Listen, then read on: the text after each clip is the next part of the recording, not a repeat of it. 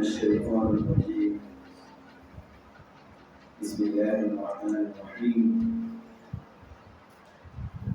فسبحانك اللهم لا علم لنا إلا ما علمتنا إنك أنت العليم الحكيم رب اشرح لي صدري ويسر لي أمري واحلل عقدة من لساني يفقهوا قولي أما بعد My dear respected sisters in Islam, Assalamu alaikum wa rahmatullahi wa barakatuh. All praise is indeed due to Allah Azza wa Jalla.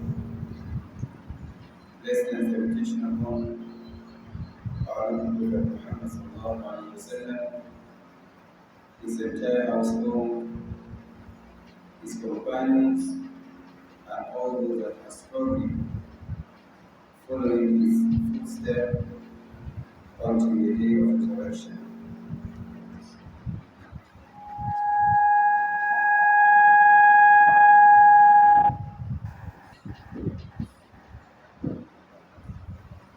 I was invited to come and deliver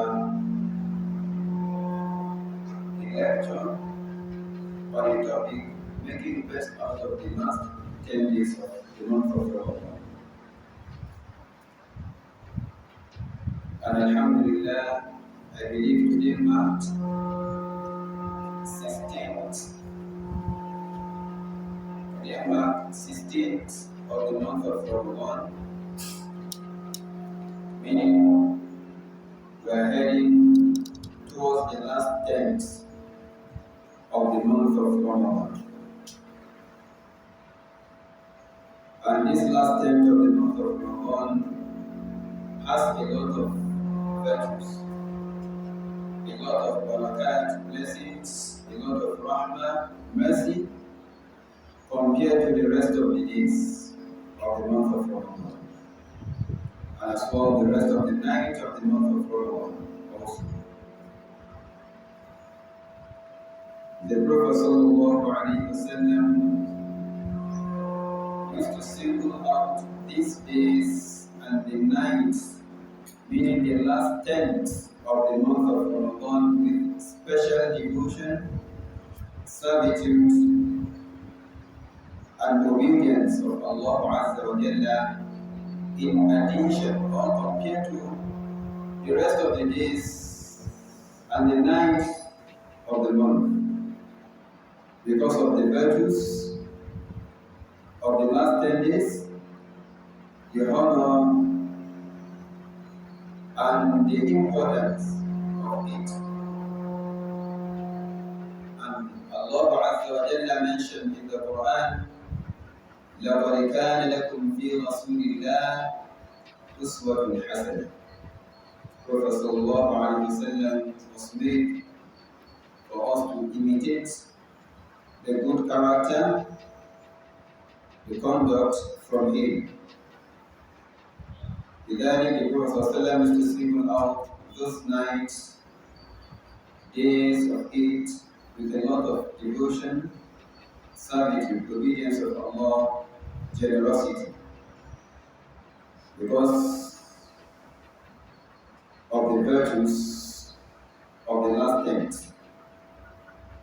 And from the virtues of the last 10th, which we have to make the best out of, is that the last 10th of the month of Ramadan is the seal of the month, after which, that is all, Ramadan is finished. وَالْأَعْمَالِ بِالْخَوَاتِيمِ, and actions are judged according to how someone sealed that act. يقول العلماء, our righteous predecessors used to mention that مَنْ كَانَ مُحْسِنًا فَلْيُتِمَّ إِحْسَانًا, that whoever is good or doing good action, an act of obedience and servitude to Allah Azza wa Jalla, let that person finish it. Alhamdulillah, we are among those whom from the beginning of the month of Ramadan we are fasting out of sincerity, seeking reward from Allah. We stand behind the Imam, observing Taraweeh from the beginning to the end. We don't need to give up. Continue. من كان محسنا فليتم إحسانه.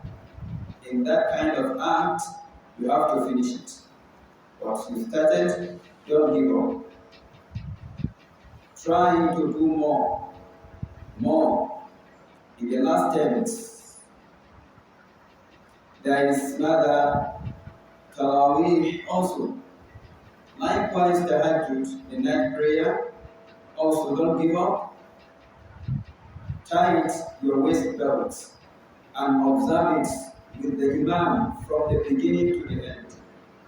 Because the Prophet ﷺ mentioned in one of his statements that whoever stood with the Imam from the beginning of the prayer till they finish with him, that person will be treated as someone who stood or who awake in the whole night observing the night prayer. You will be given the reward of someone who observed prayer from Maghrib till Subh. We don't need to give up, we don't need to withdraw. Let's continue and finish the good deeds that we started. And if you are someone who may be out of laziness or heedlessness, you are unable to participate in the Taraweeh that you have been participating, or you participated but not with you, they are finishing that Taraweeh. You need to sit up. It is never too late. You can catch it up. Fudail ibn Iyad, he mentioned that أحسن فيما بقي يغفر الله لك فيما مضى. That excels in what is left in your life, Allah will forgive what you have done in the past. Provided you realize your mistakes and you sit up, you started seeking forgiveness regarding to your previous shortcomings, and again tighten up your waist belt and fix yourself with what is left in your life, then your previous shortcomings will be taken care of by Allah Azza wa Jalla. My dear respected brothers and sisters, my dear respected sisters in Islam, from the virtues of the last tenth of the month of Ramadan is that the Prophet ﷺ used to strive more. You know, part of the habit of the Prophet ﷺ, he used to serve Allah Azza wa Jalla without any forms of laziness or heedlessness. But when it comes to the last tenth of the month of Ramadan, he strived more. He put in more effort. Hadith is narrated by one of his wives, Aisha bint Abu Bakr as-Siddiq. May Allah be pleased with her. She said, كان النبي صلى الله عليه وسلم يجتهد في العشر الأواخر من رمضان ما لا يجتهد في غيرها. That the Prophet صلى الله عليه وسلم used to exalt himself in devotion to a greater extent than any other time throughout the year. The Prophet ﷺ used to exalt himself in devotion, in obedience, in servitude, generosity, compared to how he used to do in the rest of the days. You know, and hadith is established also that the Prophet ﷺ, based on how the Sahaba testifies, that the Prophet ﷺ used to be the most generous among people. Prophet ﷺ is the most generous among people, and his generosity increased or skyrocket during the month of Ramadan, especially during the last tenth of the month of Ramadan. We need to follow that step, the footstep of the Prophet sallallahu alaihi wasallam.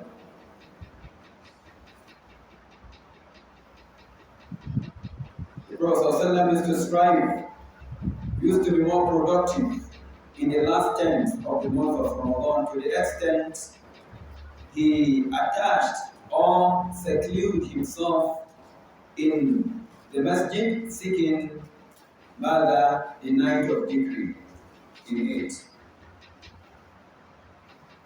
To tell you how productive the Prophet ﷺ is, Ummuna Aisha also narrated an hadith.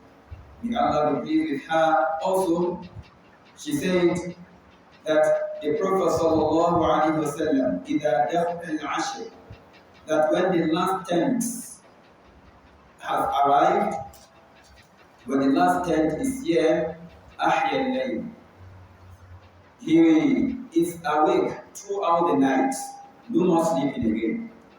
He's awake with a lot of ibadat, standing, observing night prayer. He don't sleep in the night again. Awake for devotion, prayer, recitation of the glorious Quran, saying a lot of istighfar, wa ayqadha ahla, and he does not limit that benefit to himself alone.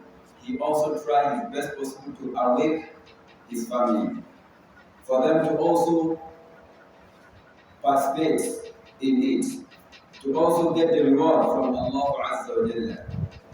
That is why in one of the ahadith, in one of the ahadith that is narrated from him also, the Prophet sallallahu alaihi wasallam makes supplication to families that also do all these things. Say that رحم الله رجلا, that may Allah Azza wa Jalla have mercy on a man or on a person قام من الليل, that wake up in the night, فصلى, and observe tahajjud. Observing tahajjud, ثم أيقظ أهله, then he also wake his family up for them to also join the crowd.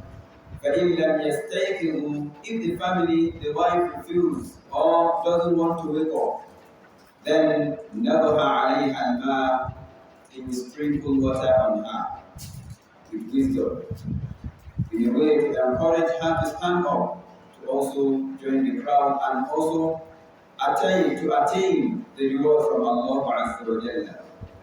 Then the Prophet ﷺ, that supplication is not limited to men, even as he said, رحم الله رجلا, he mentioned رجلا. Then he now mentioned in another hadith of the hadith that وَرَحِمَ اللَّهُ امْرَأَةً, may the mercy of Allah Azza wa Jalla descends upon a woman قامت من الليل, that woke up in the night to observe tahajjud, فصلت, observing tahajjud, ثم أيقظت زوجها, then she awake her husband.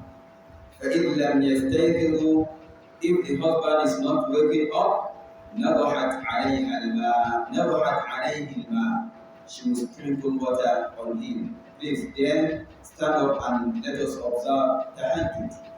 This is an encouragement for me and you, that there are a lot of mercy, a lot of blessings, a lot of gifts, opportunities in the last tenth. I want everybody, provided you are a Muslim believer, to wake up and observe the tahajjud. Be generous. Those that are in need, assist them. That is part of the sunnah of the Prophet sallallahu alaihi wasallam.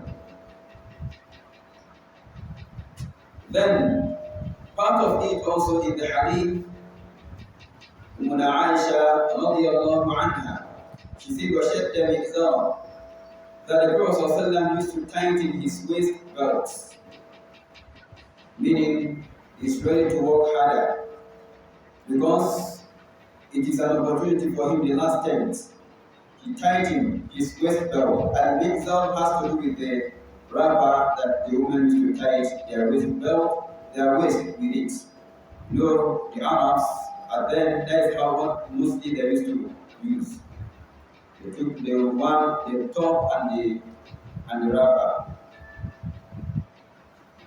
Then Wajadda, the Prophet also prepared himself to be more diligent in worshipping Allah Azza wa Jalla also.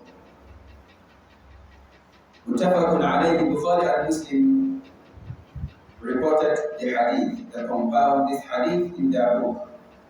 The scholars of transmission also mentioned that this is in reference to preparing oneself mentally and physically, that the Prophet is to prepare himself mentally and physically in terms when it comes to mother servitude and obedience to Allah Azza wa Jalla, especially in the last times. He used to be more diligent in addition to what he is used to on a normal day. The Prophet is never lazy. When the last tenth comes, his night completely, there is nothing like sleeping again. Nothing like intimacy with his family. He give up everything and go and rather perform i'tikaf, seclusion. He give up everything that will interrupt his relationship with Allah Azza wa Jalla. He give it up.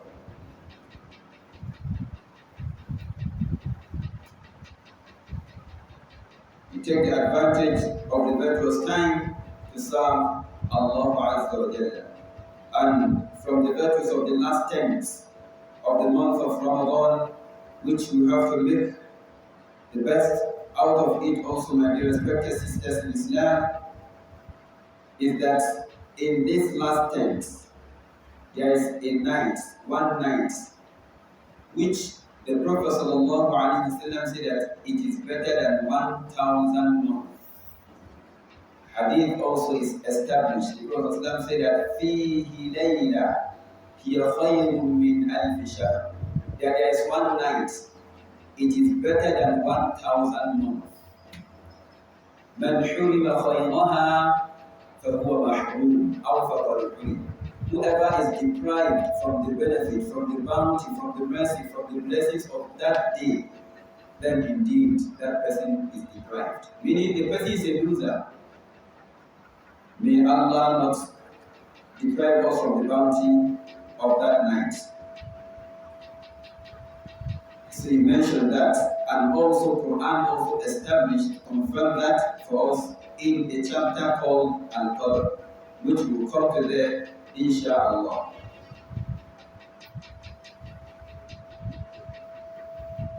And that night is a great night, which Allah Azza wa Jalla mentioned in Surah Al-Qadr, a chapter called Al-Qadr.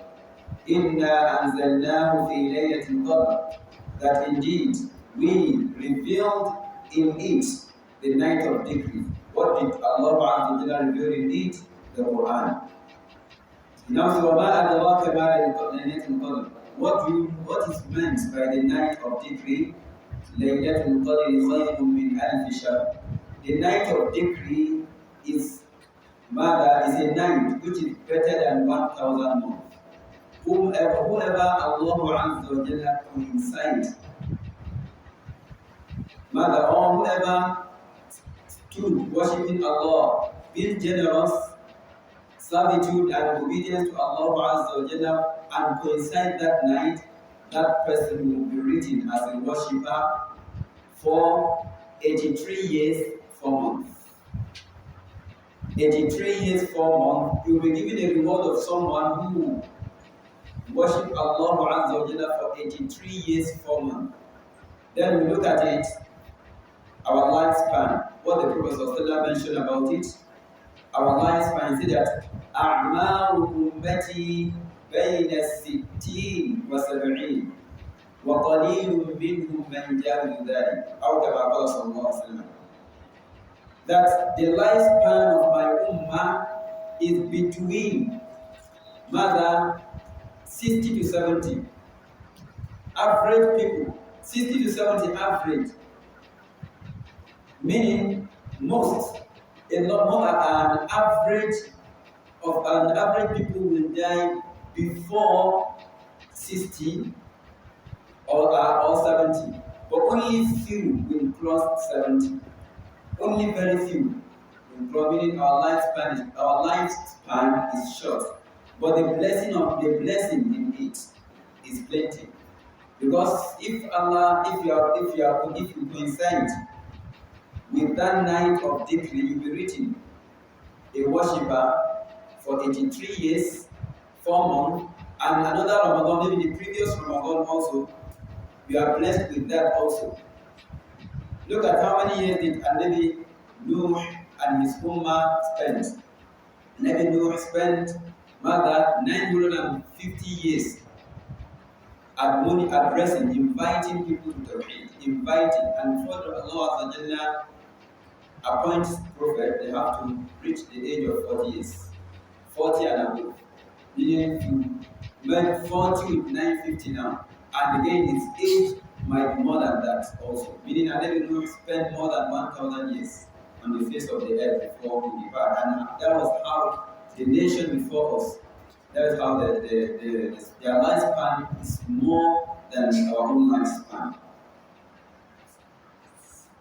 لذلك, we have to struggle, we have to strive.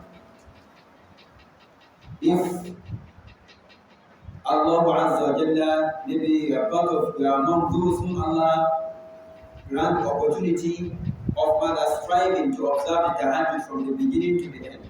Definitely you coincide with that night. You'll be written the worshipper for mother 83 years, 4 months, or 83 years plus worshipper.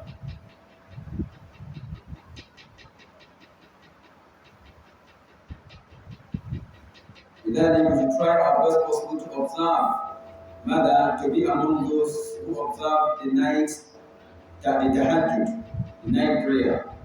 That's the Qiyamul Layl.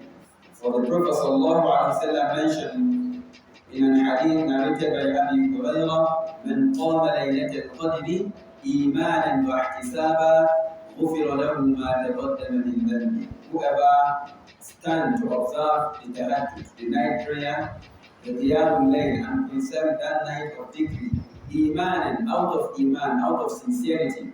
You are not doing for a person to praise you, for the sake of Allah. You give up everything, you stood with the Imam. Not that I'm tired, or you give up. When they recite, you sit down, and other things, you give up, and other things like that. But you sacrifice everything.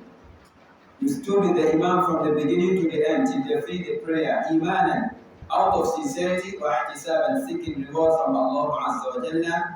غُفِرَ لَهُ مَا تَقَدَّمَ مِنْ ذَنْبِهِ. Your previous sins will be forgiven. That is the statement of the Prophet ﷺ, a statement from the mouth that does not say something from his mother inclination, rather a revelation from Allah Azza wa Jalla. Hadith narrated Imam Bukhari compiled the hadith in his book. From the also, Allah Azza wa Jalla singled out this night with special characteristics. In that night of dhikr, in it, Allah Azza wa Jalla revealed the Quran, complete revelation from Surah Al-Fatiha to Surah Al-Nas. In that night that Allah Azza wa Jalla revealed it from Mala, Lawh al-Mahfuz, the preserved tablet, to Baytul Izzah min as-Sama'i dunya, to the lowest mother, to the Baytul Izzah at the lowest heaven, which we are seeing. Then from there, then that one is called At-Tanazzul al-Auwal, the first revelation of the glorious Quran, from the beginning to the end of it. Allah Azza wa Jalla revealed it from the preserved tablet to Baytul Izzah, and from Baytul Izzah, then the At-Tanazzul al-Thani, or Al-Munajjam. That is the second revelation now come up, which has to do with revealing an ayah by ayah, splitting ayah by ayah or a surah or a chapter like that. That angel Jibreel will reveal it, bring it down to the Prophet ﷺ based on the occurrence of events. From Iqra, when the Prophet ﷺ was commanded to read, that he was unable to read because he was not taught. Also, till when you'll be accused of being a sorcerer or being mad, being insane and other things, Allah Azza wa Jalla will say, وَمَا أَنْتَ بِنِعْمَةِ رَبِّكَ بِمَجْنُونَ. And ayah will be like that to also defend him. They will call him a sorcerer. وَمَا بِقَوْلِ كَاهِنٍ. And ayah revealed also to also defend the Prophet sallallahu alaihi wasallam. As they insult him, Allah will defend him with an ayah like that. This is the revelation. Meaning, in the night of decree, Allah Azza wa Jalla revealed the Quran complete revelation, and then after then Al-Tadassur al-Munajjam, that is an ayah coming down one by one for about another 23 years.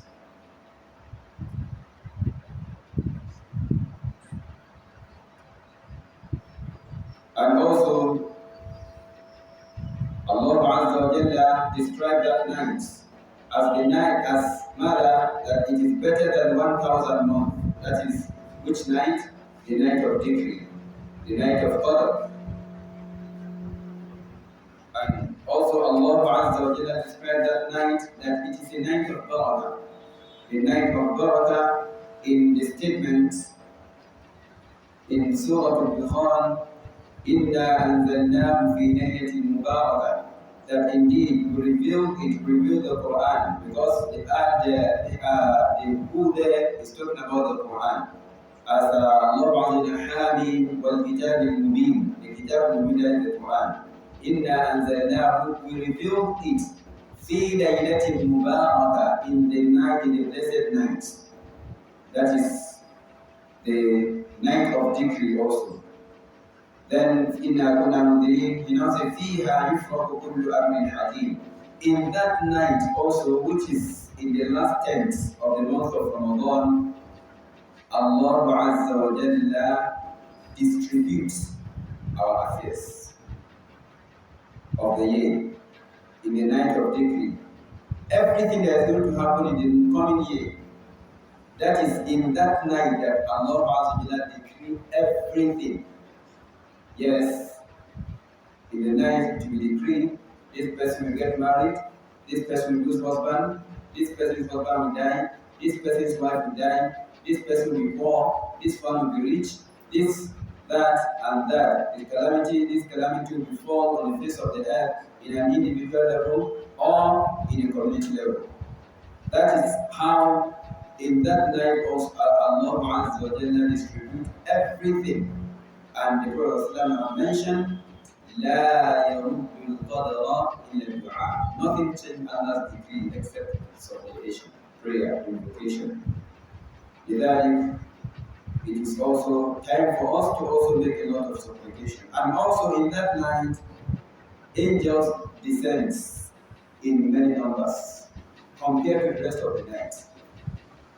In that night of the last 10th of the month of Ramadan, angels descend, and with a lot of other barakats, a lot of blessings, which we ask Allah Azza wa Jalla to count us among those who also benefit from the blessings that will be descent. And from the bounty of that night also, Allah Azza wa Jalla revealed a chapter titled Al-Qadr, which is being recited until the day of resurrection, Surah Al-Qadr. Allah Azza wa Jalla revealed the surah, the chapter, titled a surah with Al-Qadr, which we continue reciting it until the day of resurrection. For that, Ibadah, worshiping, servitude, and obedience of Allah Azza wa Jalla in that night is equal to worshiping Allah Azza wa Jalla for 83 years, 4 months plus. And again, you will even receive the reward more than someone who were worshiping Allah for 83 years, 4 months plus. Because the khayrun min, better than. That's how Allah Azza wa Jalla mentioned in the surah, which the Prophet also confirmed in a hadith that فِي إِلَيْلَ خير من ألف شهر من حرم خيرها فهو محروم. Whoever is deprived from that night, that person is really deprived. That's why one of the hadith when the Prophet ﷺ was climbing pulpit was saying Ameen, Ameen, Ameen. The Sahaba asked him, why were you saying Ameen, Ameen, Ameen for about 3 times? He said, Allah, angel, Jibreel just came to me and making supplication against, not for, against. And part of the supplication that whoever meet his two parents or one of them and they do not serve as a reason for him to be admitted into Jannah, may that person be a loser. Say Ameen. And the second reason why I say Ameen, that whoever my name is mentioned in his presence, they say, Nabi Muhammad, Justice sallallahu alayhi wasallam, may he be a loser or may he be dragged on the face to the hellfire. Say Ameen. And whoever Allah Azza wa Jalla expand or extend his soul to witness the month of Ramadan and the person come out of the month of Ramadan unforgiven, may the person face be dragged into the hellfire. Say Ameen.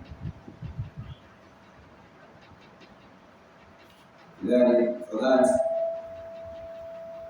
it is a loss on someone for a person to lose the bounty of this month and especially the night of the decree.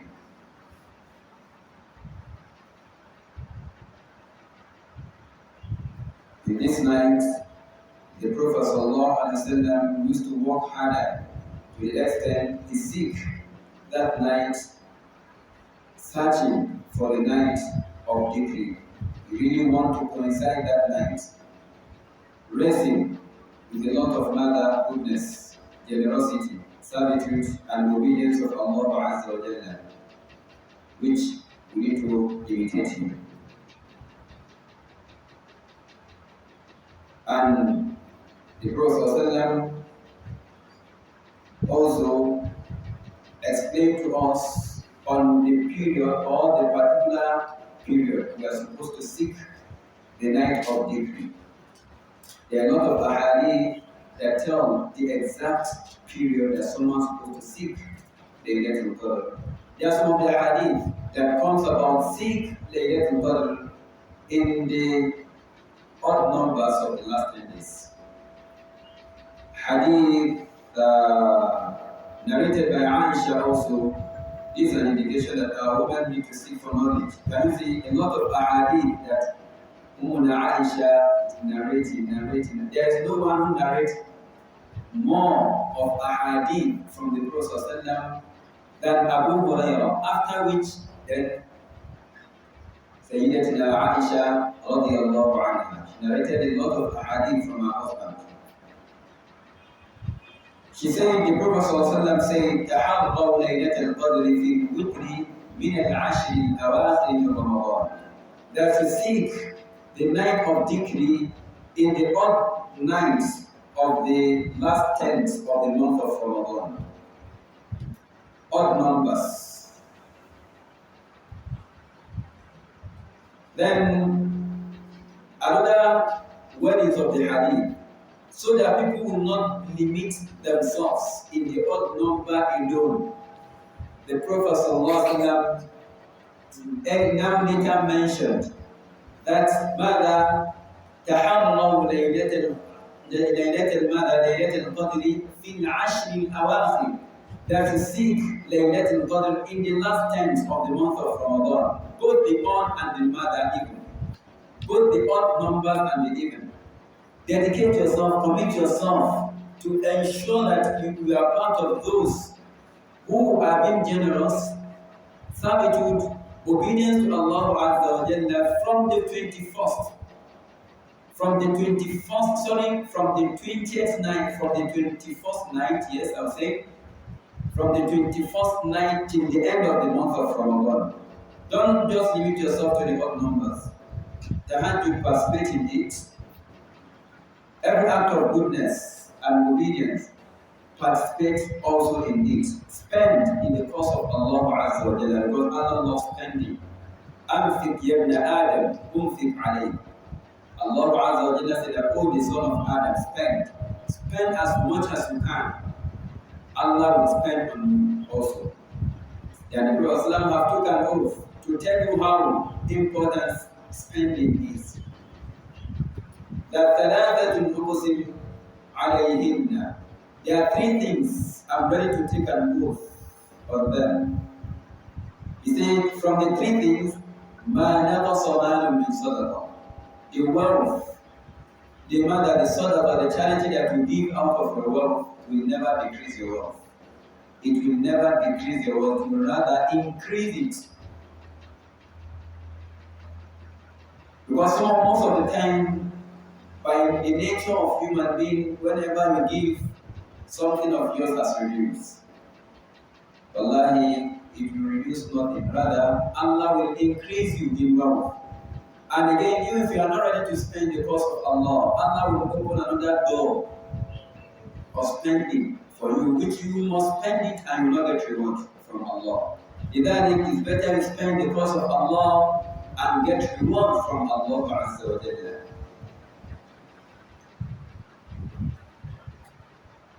Because some people think it's wisdom hiding their wealth, not ready to spend in the cause of Allah, not supporting the needy and the poor and other things, thinking that their wealth are protected. Wallahi, maybe since the thing is madness, Allah will just allow them after the fleet accumulating those wealth, death will come and take them. And there will be question about that wealth in the grave on the day of resurrection. Or the wealth will be there. Then Allah will now afflict them with a sickness which will finish that wealth. Anytime you are giving what you have for the sake of Allah Azza wa Jalla, make it, oh Allah, I'm spending this for the sake of you. Oh Allah, grant me health and increase me in wealth as a result of this. Do that, Allah will protect you and will also protect your family. Allah will increase you in health and wealth also.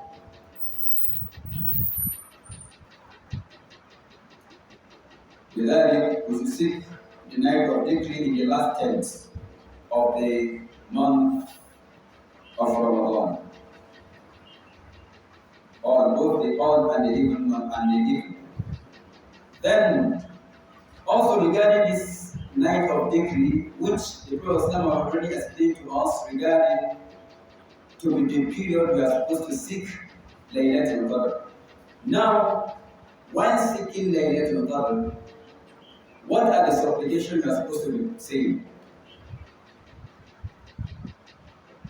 While you are seeking Laylatul Qadr, Aisha, may Allah be pleased with her.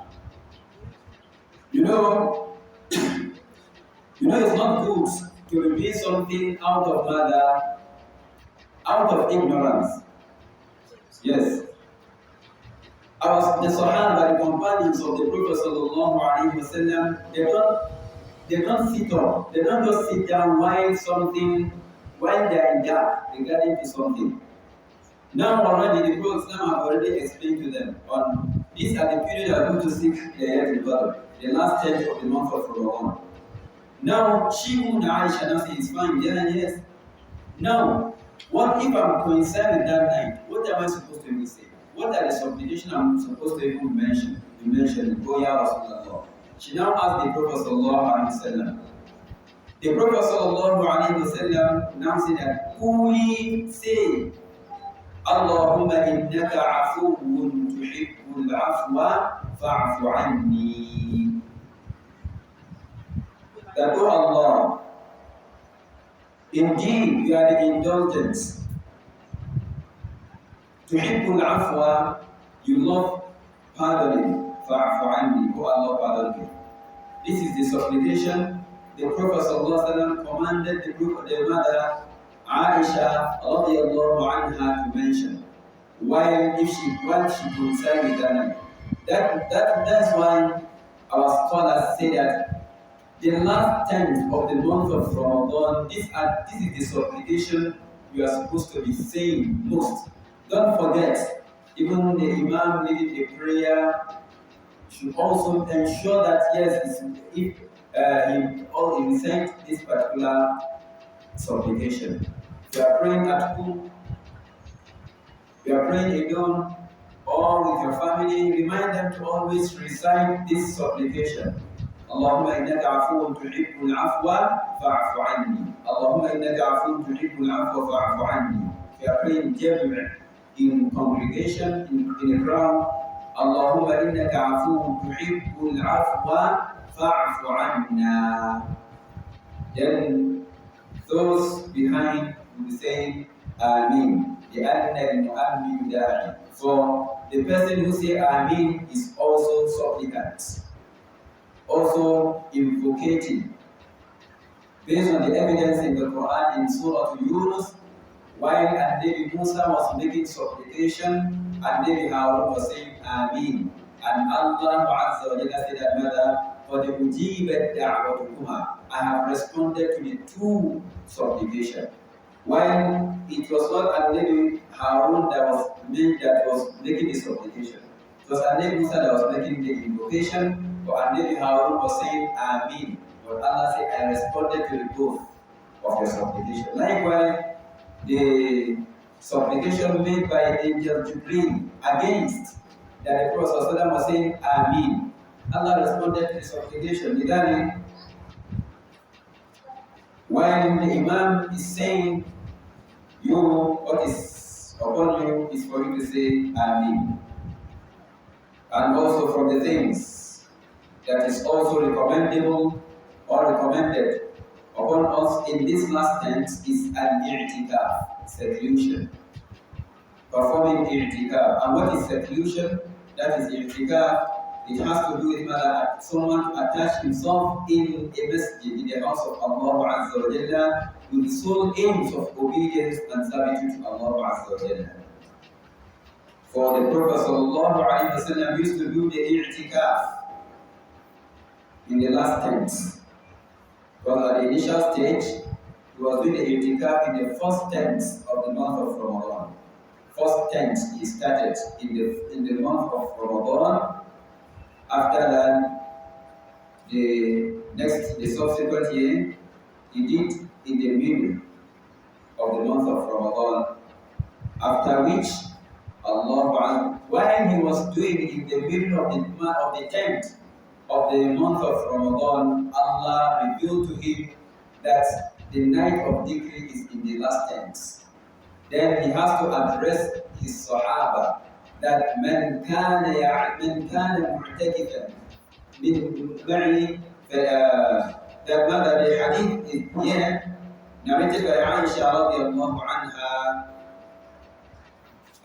The Muslim mentioned that after it has revealed to him that night of decree is in the last tenth, he now addresses his companions that من كان اعتكف معي فليعتكف العشر الأواخر. That whoever wants to perform i'tikaf with me, that person should perform i'tikaf in the last tenth. He has to go back to the masjid again and perform. Meaning he did i'tikaf 20 days in that year. And after that, subsequent year, started doing the last tenth of the month of Ramadan, seeking Laylatul Qadr. And that is the established sunnah. That is why Aisha also mentioned that the Prophet ﷺ used to perform i'tikaf in the last tenth of the month of Ramadan until Allah Azza wa Jalla took him away, meaning until he passed away. Then after his demise, his wives continued performing that i'tikaf.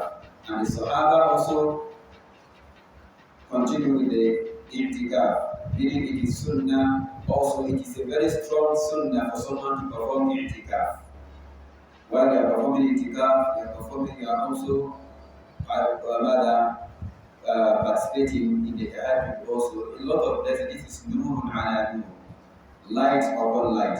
The reward of i'tikaf, reward of mother imitating the Prophet sallallahu alaihi wasallam, the reward of performing also tahajjud, and again you coincide with the night of Jibreel, the night which the Prophet sallallahu alaihi wasallam said that man hurima khayraha fahuwa mahrum. Also,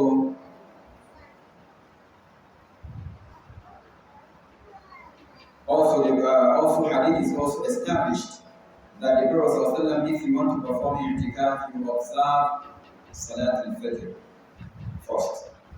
Immediately after Salat, India already his place of seclusion must have been prepared. Prepare his tent for him in the masjid. Then you observe Salat al-Subh. After the Taslim, the Adhkar, you go back to his place of seclusion. Nothing will move him out again until finish. Except when there is situation that he has no control over it again. Like you go and live, like for instance, the toilet is detached from the masjid, it makes a necessity which you have no control over. You have to go and, but after that, immediately return back to a place of seclusion. That's how the Prophet sallallahu alaihi wasallam used to do. Meaning, whoever wants to perform i'tikaf to enter his place of seclusion, his place of i'tikaf after Salat al-Subh. But the four schools of thought, Imam Malik, Abu Hanifa, Imam Ahmad, and Imam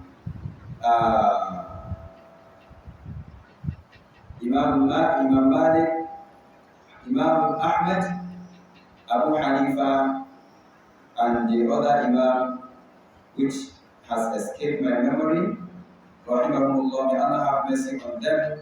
They said that a person performing i'tikaf, a person who is performing i'tikaf should enter the masjid that is performing that i'tikaf on the 20th day of the month of Ramadan. 20th day at the sunset of the 20th day of the month of Ramadan. The 20th day now, the sunset of the 20th day now is the 21st night. And is sunset of the 20th day is the 21st night, which when the Prophet entered, mother, his place of seclusion, his place of i'tikaf, after Salat al-Subh on the 21st. After Salat al-Subh on the 21st, according to how the scholars also mentioned. That's why the scholars are saying that the person performing i'tikaf, though it depends on the distance, should go at the sunset of the 20th. When you go there, prepare himself after the Salat al-Subh of the 21st morning, then the person should enter his place of seclusion. And i'tikaf ends when the crescent moon of Shawwal is sighted. Immediately after the crescent moon of Shawwal is sighted, you are out of i'tikaf. But even if you stay there, there is no more holiday, because some of the mistakes that some of us used to do, some will wait until they go to Eid. After the Eid, before they go back to their family. Immediately the announcement is made by the leader of the believers that the crescent moon of Shawwal has been sighted. They have already declared that.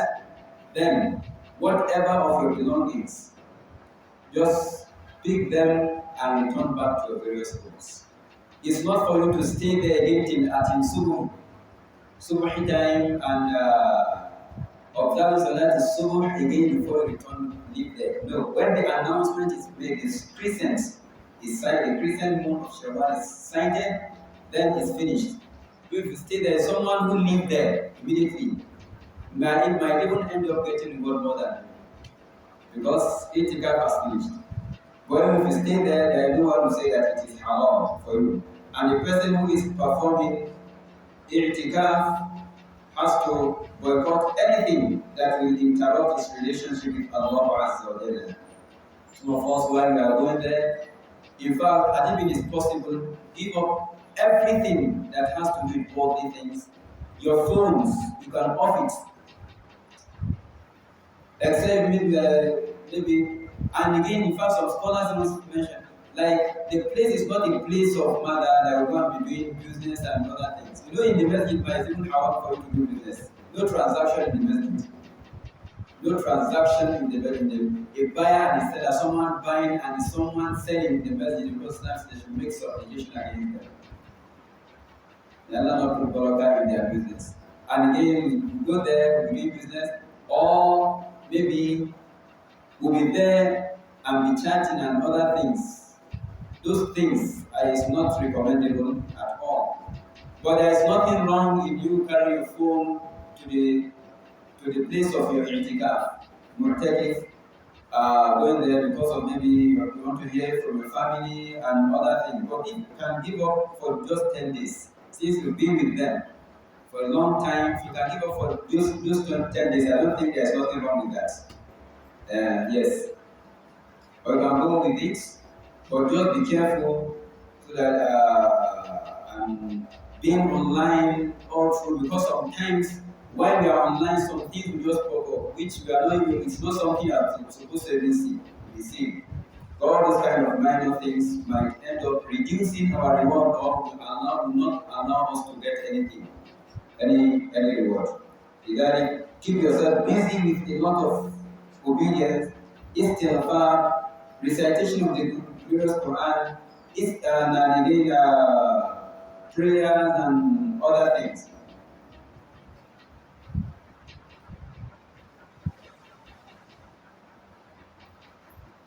And it is a place that someone is supposed to perform i'tikaf has to be a masjid that people used to observe congregational prayer. Yes, there should be 5 daily prayers and also Jummah. So some scholars also allow that even if the masjid they don't used to perform Jummah, someone can perform i'tikaf. But the best thing is to perform i'tikaf in a place that they used to conduct the Friday prayer. Yes, so that you will not, nothing will interrupt maybe your i'tikaf also, because when it's time for Jummah, you have to go to Jummah. Jummah is compulsory. I'tikaf is sunnah and mu'akkad, and you can't give up something, you can't give up mother Faruq with sunnah. It's not possible. And the person who is performing i'tikaf also has to go away, he has to make sure he refrain from anything that has to do with intimacy or anything that will lead to that.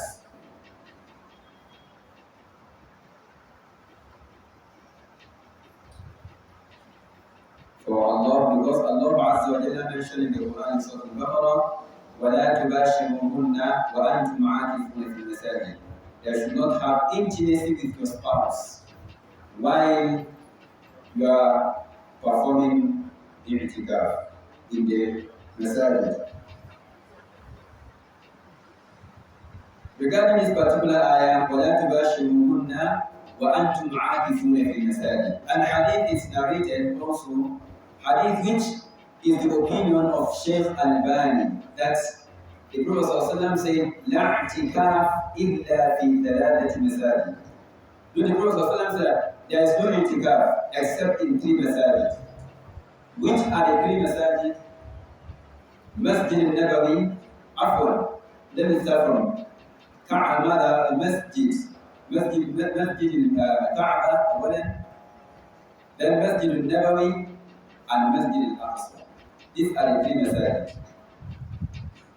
The scholars mention that what the Prophet ﷺ actually means is not that you cannot perform i'tikaf in any other masajid apart from these 3 things. But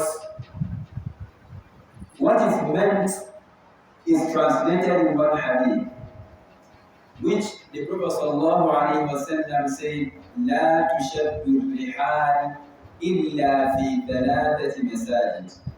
You cannot, well, you cannot carry belongings. Maybe you load your, maybe you carry your load, like something like that. The way they used to load things on the camel. I think you understand. All your belongings, your luggage, pack them. Like you want to travel for maybe like tourism and other things like that. Then you can't do that except in three messages. You can't. What is actually meant here? Maybe like for instance now, if someone want to perform itikaf in Masjid-Al now, you need a lot of like kaya that isn't carry them like that. I don't know the way to use. You need a lot of kaya and other things. You know, you carry your load, your food and other things to travel. You have to travel. You all those your belongings. You carry them to those places because it's a place. It is far. I think you understand. Those places you are allowed to travel to there to those places to go and perform itikaf. But now, for instance, you are not allowed to travel like all the way from Abuja, for instance, to Lagos to go and perform itikaf. While there are massages here for you to perform itikaf. Preparing a journey, preparing yourself to be on a journey in the name of itikaf is not allowed except on three massages. Let me now, I've now used get a word. Preparing yourself to travel in the name of I want to go and perform itikaf is not allowed except in three massages. Kaaba, Masjid-Al and Masjid-Al. Here, as we are sitting down here, you are at liberty to travel to Mother, to Jerusalem, to Mother, Masjid-Al in Jerusalem. I mean, to go and perform itikaf, you are allowed to do that, and you have a lot of reward. You are allowed to travel all the way from Abuja from here to travel to Medina to go and perform itikaf in Masjid-Al. You are allowed to travel all the way from here to Mecca to go and perform itikaf.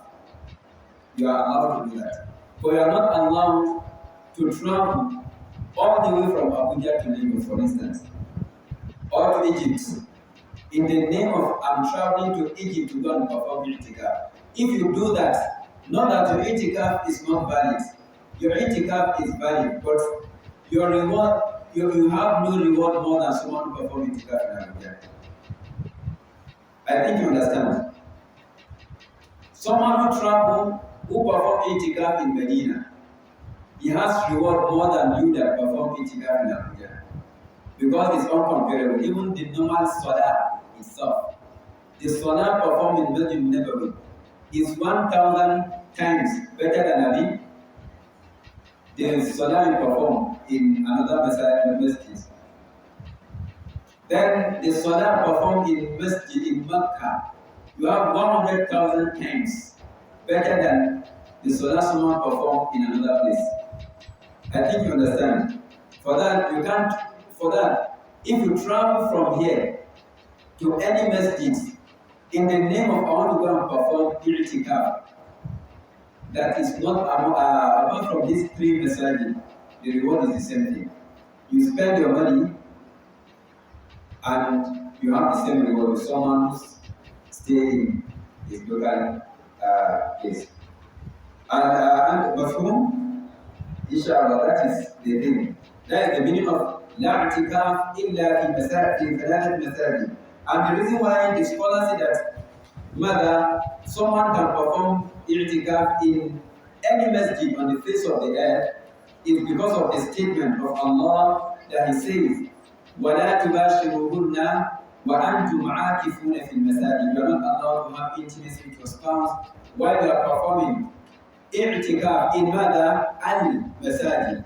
Allah used the word al, the definite with noun.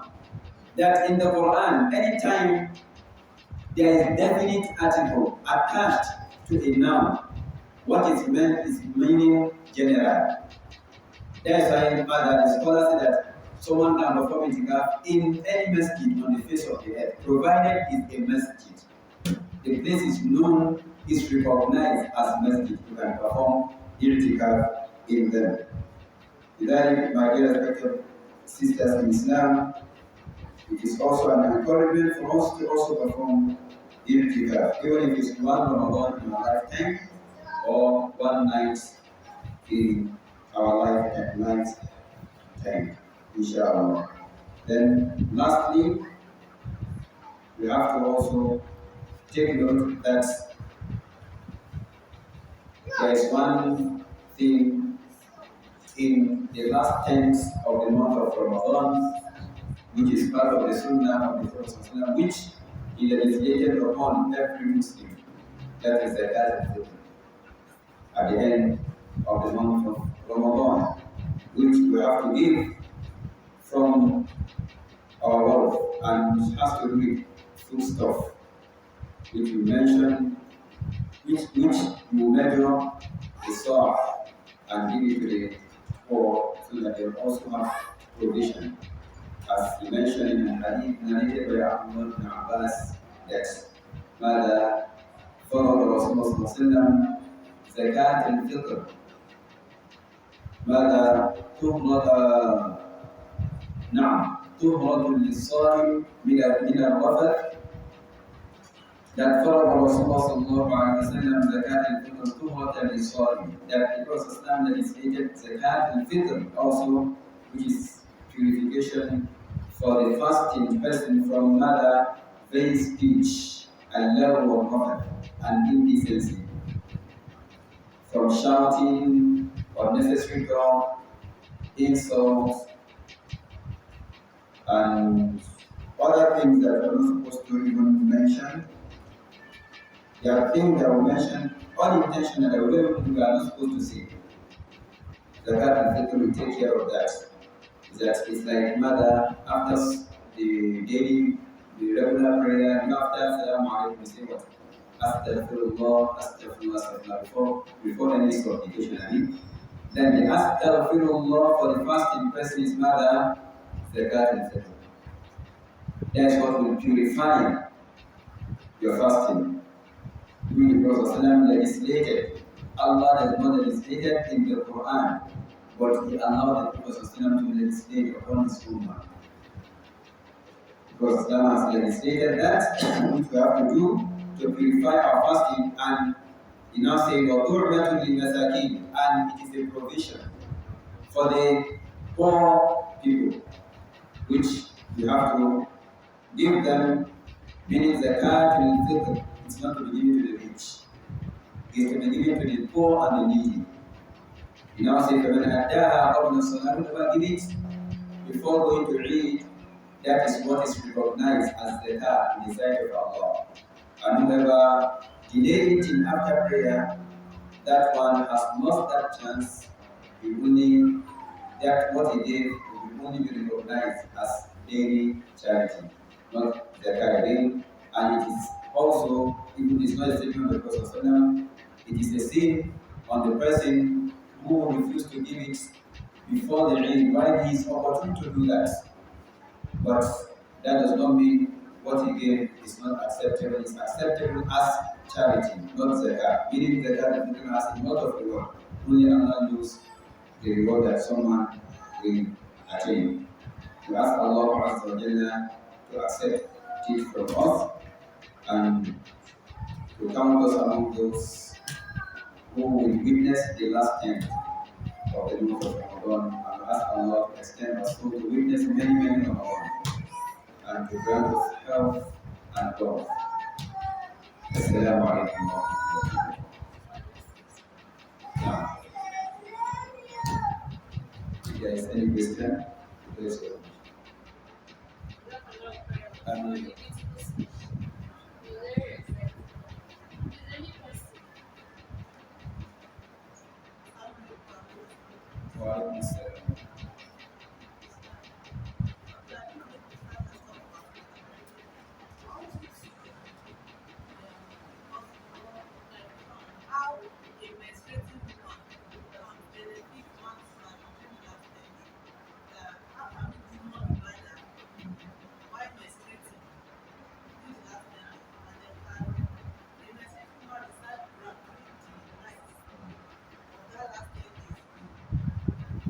inshallah, without more for the question, of course, because of maybe those that might want to listen maybe online, the question is what, like a menstruating woman, what can they derive from the maybe or benefit from the last 10 days of the month of Ramadan? Definitely, Allah who limit or who stop you from like observing prayer and also that the daily prayers, that the 5 daily prayers, and also fasting does not stop you from other benefits. And again, the Prophet ﷺ has said, إِنَّمَا الْأَعْمَالُ بِالنِّيَّاتِ. Actions are judged according to mother intention. Your intention of being how I wish I'm pure, I would have participated in this, will also earn you reward. Yes, of those that even observe the tahajjud. I think you understand. And also, there are other ibadats that a menstruating person can do. In terms of recitation of the various Quran, can recite. Even though the scholars have different opinions regarding someone who is in a state of menstruation or who is in a state of impurity, any form of impurity, postnatal bleeding and other things. Some opine that they cannot even touch Quran. Some even say they cannot even recite anything from the Quran. Like those who say that they cannot touch the Quran, their evidence is rather the ayah in Surah Al-Waqi'ah, where Allah said that rather, لا يمسه إلا المطهرون. No one will touch it except those that are in a state of purity. They are this one. Then those that say that they cannot even recite anything from the Quran is just based on analogy, analyzing the ayah, since they cannot touch, they cannot recite. But while most of some of the scholars opines that a menstruation, someone who is in state of menstruation, can touch the Quran because they are not, because the Prophet ﷺ said that rather al-mu'min la yanjus. A believer is not najasa, like is not in a state of impurity. Is pure, provided you are a Muslim, you are in a state of purity. You are in a state of purity. You can touch the Quran. Al-mu'minu la yanjus. And those that Allah Azza wa Jalla mentioned of mother, la yamassu, what Allah is meant by la yamassu illa al-mutahharun. Al-mutahharun are the angels. Those ones are already in a state of mother purity. There is nothing. Then we look at the ayah from the back.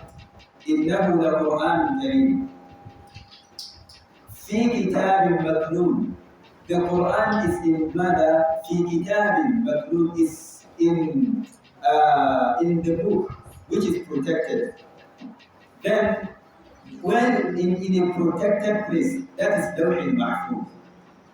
You know, we told that mother, Quran, Allah Azza wa Jalla revealed it. There is two types of mother revelation of the Quran. There is at-tanazzul al-awwal, the first revelation which Allah Azza wa Jalla revealed from the beginning to the end, Fatiha, Baqarah down to Surah An-Nas, from Lawh al-Mahfuz to mother, Baytul Izzah. Baytul Izzah is the place that is protected, is pure.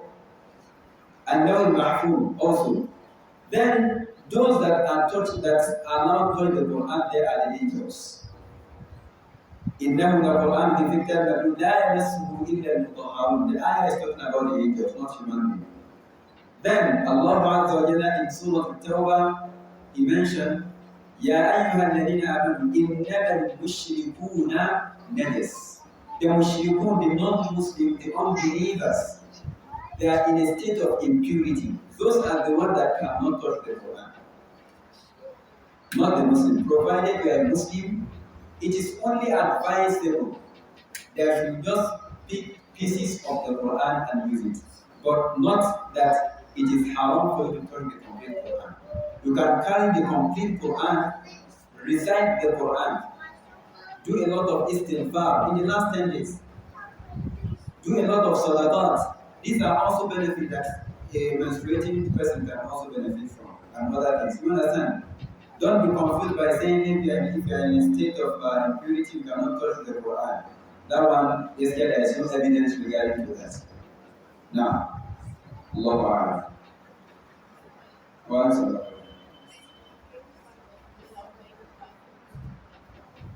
you say,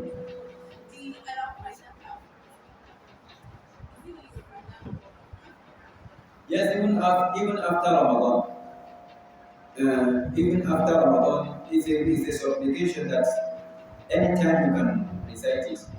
Allahumma innaka afuwwun, Allah, you are the indulgent, tuhibbul afwa, you love pardoning. Fa'fu anni, pardon me. Every time we hope Allah to pardon us. For that, you can recite it anytime. But mostly, but the mother, Aisha, just asked the Prophet that if she coincided with that night, what supplication can she mention? Can she recite? Then the Prophet now taught her that supplication. Now, once again. Now, in a house, it's the father or the guardian in the house that's supposed to give zakat of people on behalf of everybody in the house. Is that correct? Or everybody is meant to give by themselves? Let's say three of us are in the same house and then the father is to give his own and to give my own and everybody is to give theirs. Or he is to give on behalf of everybody. the head of the family is to give on behalf of everybody, provided he has the power. Yes, except you don't have. If you don't have, it's fine. Then, if all of you can even give on behalf of your source, everyone can give on his own, and based on the agreement in the house, it's fine. That's how. But the person that is entitled on is the head of the family, the father. That will like provided you are still under his responsibility, is the one to give on behalf of you. You give on behalf, you give for himself, for his wife, the children, and all those that he is the one taking care of. The securities in the house, the security, provided they are not giving on their behalf. The maid, the servant is one giving on behalf of them, provided also they are Muslims. If he has maid or servants who are not Muslims, he will not give on behalf of them because the God cannot purify them from their disbelief. Yes. Well,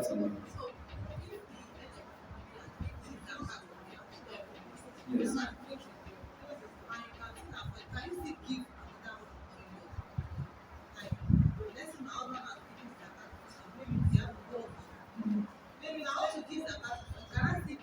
Yes, of course, you can give because the aims of giving the card is to ensure that the food reach everybody.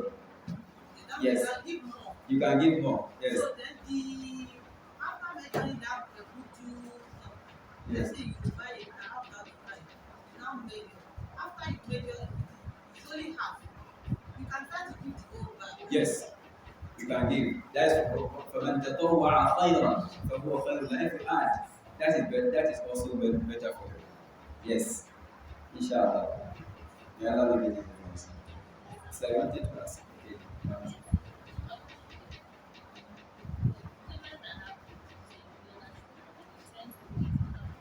You know that? Yes.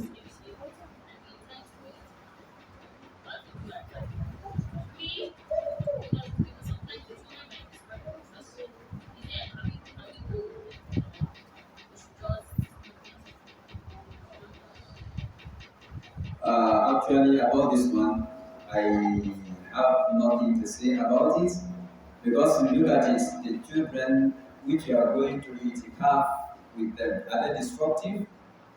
If they are destructive, the best thing is for you to stay at home with them.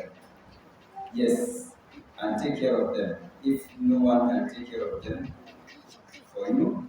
But if maybe they are staying with you and you know that yes, they are not destructive, there is no problem. Yes, you can do it with them.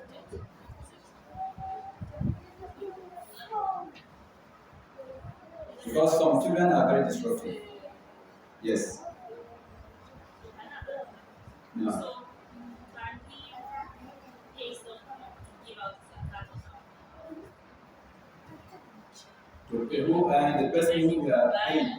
like, the person who goes to the market Yes. and buys the rice or anything that you want to use and give it out on your behalf. Let's say Okay. maybe because you need to have, you're able to prepare, and then you just send the person, then with the money, the person gives it out on your behalf. You Yes. pay the person. It's allowed. You can do that. The person provided is a trustworthy person. Because you don't give, like some people prefer giving money than giving the food. But the Prophet ﷺ only give food stuff. That's why even Imam Abu Hanifa, they said that they can give the qima, the value, the monetary terms for the food. The scholars keep against it. Uh, then whoever you are giving, can send the money, they will buy it, and if that is a trusted person, trustworthy person, you buy the food and share it on your behalf. It's allowed.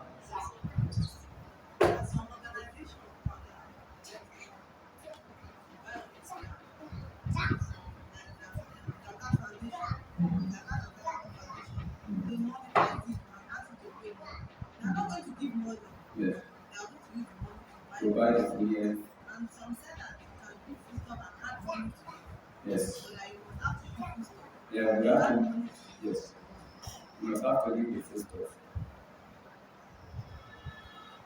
Inshallah.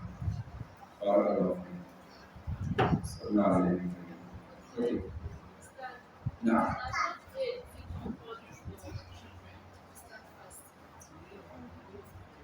Now, she asks of at what age is it compulsory for children to fast?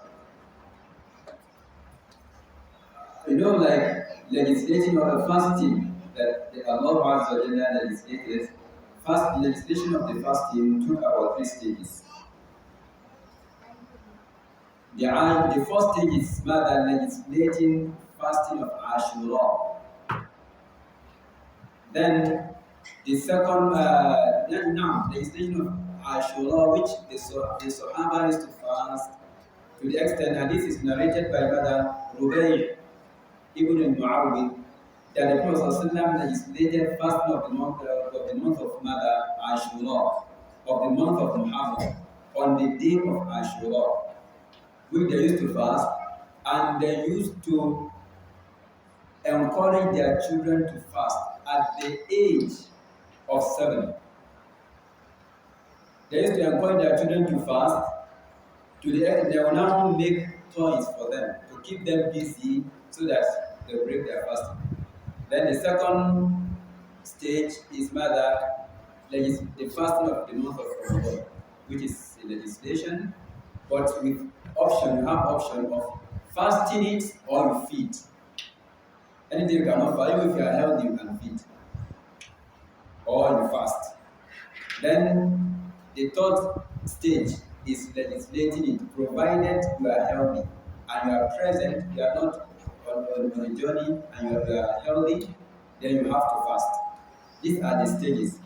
Then as for the age, why I brought about that matter, the Ashura, to tell you that like fasting is not compulsory on children, it's compulsory on adults. Then at what age? Now, the age that fasting is legislated is rather, you look at it. Some scholars say that you look at the signs that maybe a person, if he start developing, will be known as that this person has reached the age of maturity. For the woman, and for the men also, these are the signs. With all these things, I believe we read the biology and other things. And in case we don't even get those signs, those signs, those symptoms, then the age 15 is the cut. Yes. So if a child has reached 15 years, that person has reached the age of puberty. He has to fast compulsory. He has to also pray compulsory. You know, the Prophet said, like mother, if you want to do analogy of prayer now, we are supposed to start commanding our children to start fasting at the age of 10 years. Because he said that mother, the hadith, that we should command our children to pray at the age at the age of 7. We should start commanding them to go and pray. Meaning, if you want to make analogy with that, we should start commanding them to fast. Then at 10 years, we start beating them if they are not praying. وَاضْرِبُوهُمْ وَهُمْ أَبْنَاءُ عَشْرَ سِنِينَ. We beat them, beating that will not give them injury. At the age of mother 10 to go and pray. Meaning at the age of 10, we have to make sure, even if we are not going to beat them, using that analogy, we try to push them to fasting. If you are commanding them, murhum mother, if you are commanding them to fast at the age of 7, 8, we command them 9 also, 10, we try to force them to do the fasting. Force them. Then, if they refuse to, I think we are not supposed to beat them when it comes to fasting. But when they are 15, that one compulsory, they have to fast. That's why for them to get used to, we start commanding them to start fasting. When they are 7, we start commanding them continuously till they reach that age, 15. But some children, you see them by 13, they are matured already. By 12, they are matured. If you see that signs, the symptoms from them, then tell them that your file has been opened. If you do something good, Allah will write it for you. If you do something bad, it's also written. Let them encourage them and advise them so that they will get to know Allah. Inshallah, they have been well. Itikaf generally is not compulsory. Yes, itikaf is not compulsory generally. No? Some mosques, they do Hajj. Yes. People are encouraged to do it. Are encouraged to do it. There's some people that they start at 12, they do it. What if they're not going to go? And at what time can you to start? Is it that you need to start before you roll it? Or necessarily as substitute? As much as you can. You look at it, فَاتَّقُوا اللَّهَ مَا اسْتَطَعْتُمْ. Fear Allah according to your capacity. Yes, you look at it. Like when we are talking of night prayer, the best time to observe tahajjud is the last third of the night. The last third of the night is the best period to observe tahajjud. And when is the last third of the night? You look at it, when is the night starting? The night is starting at the sunset. When the sun set, like around Maghrib time. Calculate it, like now this Maghrib, 6:45. Calculate it to 5:45. Then divide by 3.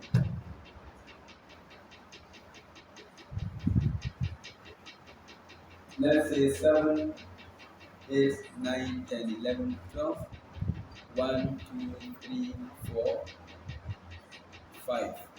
This is 11 hours. Divide by 3.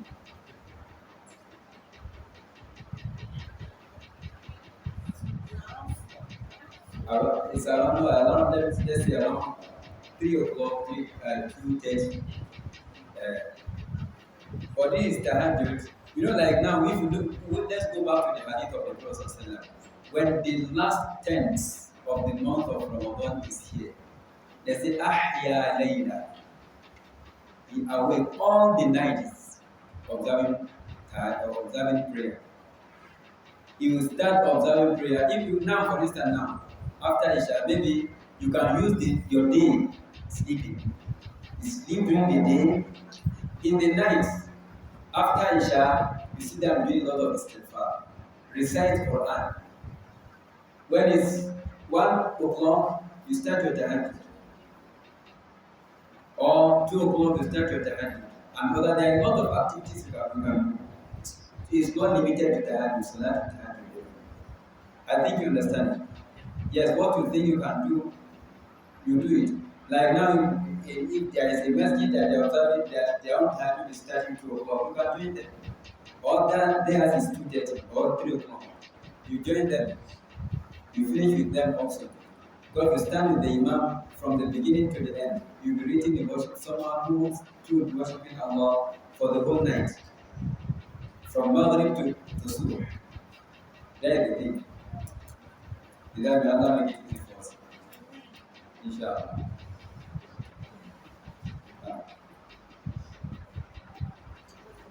So without any question, inshallah.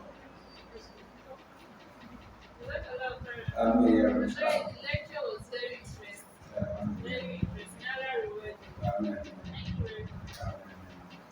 اللهم اغفر لنا ذنوبنا واستر عيوبنا وتجاوز سيئاتنا اللهم بلغنا ايات الفضل اللهم بلغنا ايات الفضل اللهم بلغنا ايات الفضل اللهم تقبل صيامنا اللهم اجعلنا من الذين يصومونه ايمانا واحتسابا اللهم تقبل قيامنا اللهم اجعلنا من الذين يقومونه ايمانا واحتسابا وصلى الله على نبينا محمد وعلى اله وصحبه اجمعين سبحان ربك رب العزه عما يصفون وسلام على المرسلين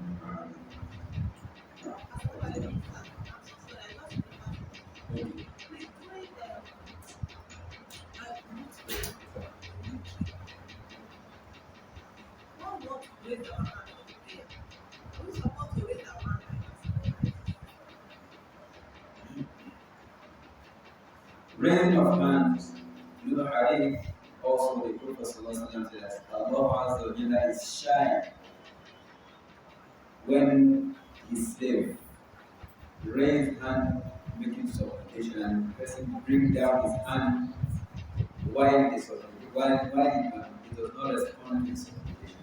Then in terms of raising hand, how do we raise hand? Anyhow you think you can raise hand, but they want your hand to be raised like you are begging Allah. You are begging. Yeah. Like for instance, anyhow you raise, provided your hand should be raised. But this is a particular way the Prophet Islam raised hands. Sincerely speaking, I have not seen any authentic hadith regarding to that. But you raise hand. Yes, you raise hand. Yes.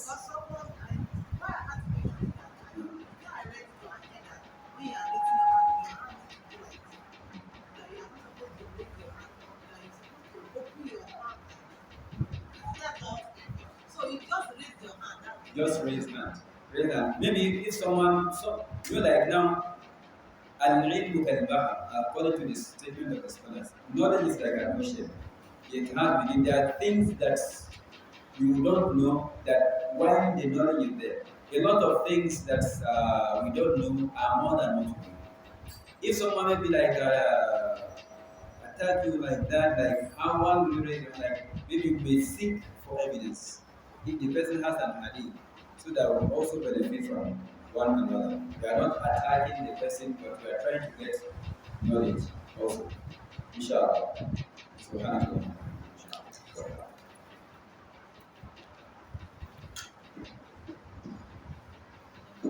Yeah.